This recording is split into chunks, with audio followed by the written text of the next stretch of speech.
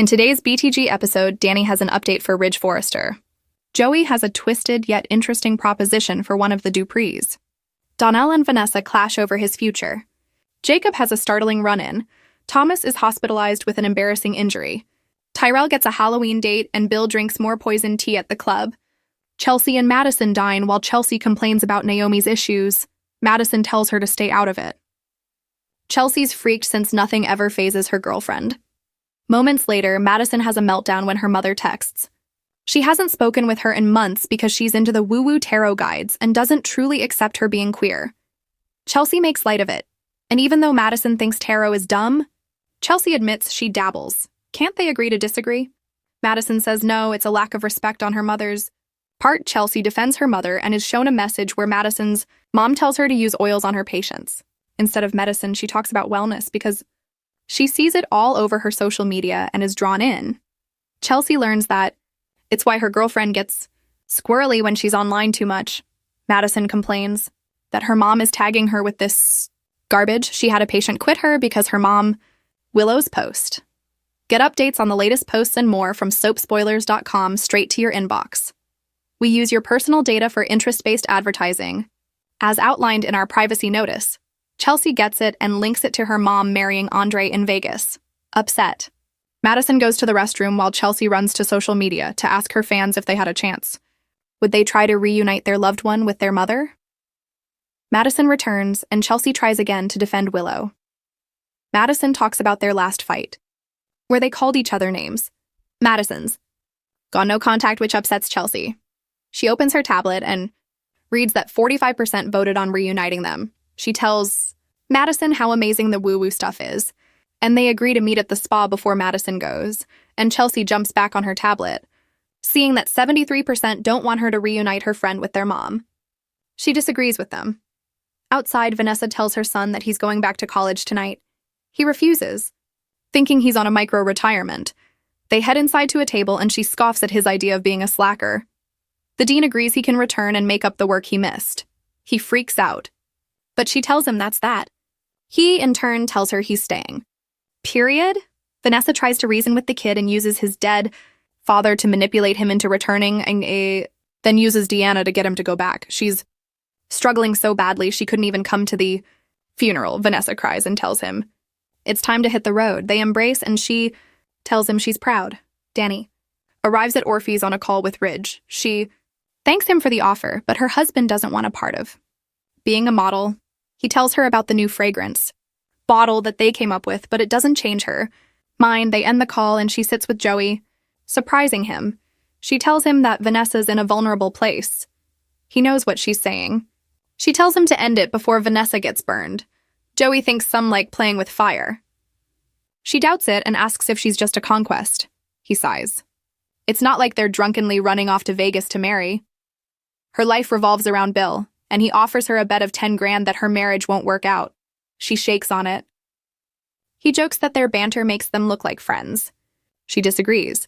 He's on the same page about Vanessa, though. Vanessa walks in and Danny says, "It's been real, but let's not do it again anytime soon." She goes, and Vanessa tells him that her son's back at school, and she wants to be Joey's partner in every way. Joey calls her formidable, but he still doesn't want her. She invites him to her place to discuss it. He comments that it's Doug's territory, so she tells him they'd sleep in a guest suite. At home, Derek daydreams he's in a tux in his wheelchair on his wedding day and stands up, shocking Ashley by picking her up. Ashley's surprised to see Andre at the hospital again. He's there to talk to his uncle about some digital ads. She asks what he's bringing to the Halloween party for their namesake baby, and learns Andre's not going. He reminds her she's with Derek and that he's committed to Danny. She worries Danny's in the marriage to get back at Bill, but Andre says their marriage works, though it's unconventional. He goes at Uptown. Jacob tells Naomi about some dumb criminals who stole an air fryer and baby clothes. Naomi doesn't laugh. He's tired of the divide, and she's afraid things will get worse if they discuss it. She drinks some wine. She misses their vibe. He feels like it started when her dad left her mom for Haley. She asks to hit the reset button and texts Ashley to meet at Uptown. Ashley arrives home as Derek had almost stood on both feet. He drops back into the chair before she sees him. He whines about all the things he can't do anymore, and she gives him a pep talk. He wants to get back out there. So she tells him Naomi asked them out. Ashley and Derek arrive at Uptown. The marrieds talk about how well things are going, and Naomi drinks up. Derek asks for advice on their wedding. From the bar, Isaiah watches the foursome. Derek's eyes glaze over as Naomi talks about bridal looks. Jacob points it out, and Naomi accuses him of taking over the conversation. Ashley takes her friend to the bar and asks what's going on. Naomi tells her that she's not pregnant. She's thrilled, but Jacob was crushed. Back at the table, Jacob gets into it about Derek not telling his fiancée he can feel his legs. Derek tells him to mind his business, and then asks Jacob what's up with him and his wife. Jacob admits they thought Naomi was pregnant, but she's not and is against having kids. There's a wall up now. Derek thinks that what he's doing by not telling Ashley the truth is for the best. After hearing this, the women return to the table and Naomi gives a toast. They drink up to more nights like this. They make jokes about the wedding, and Naomi's obviously drunk by now. She tells them if they realize they're incompatible, it's too bad. You're stuck. Jacob thinks they should go. She calls him a buzzkill. Her friends look concerned, and so she goes to clean herself up in the restroom. On the way, she can barely stand up straight, and Isaiah helps her when she almost falls. Jacob rushes over and is happy to see his little brother. They embrace, and Isaiah cracks a joke about holding down things he can't keep together. Danny finds Andre at her house. They kiss, and she fills him in on what happened with Ridge Forrester. She appreciates his straightforwardness with her and admits she encountered someone who was the opposite. She admits she feels like a taker. He's given her so much and she pressured him. It's the opposite of honoring you. She's respecting his wishes. This thrills him. Leslie tells Haley to imagine what they could accomplish if they pooled their resources. Eva tells Isaiah that they should hang out with her until they figure out. He likes that idea. Samantha eavesdrops, mouth on the floor, as Kat says, "The way Thomas can't get enough of me these days." Samantha and Nathan get hot kissing on the sofa until Smitty and Martin interrupt.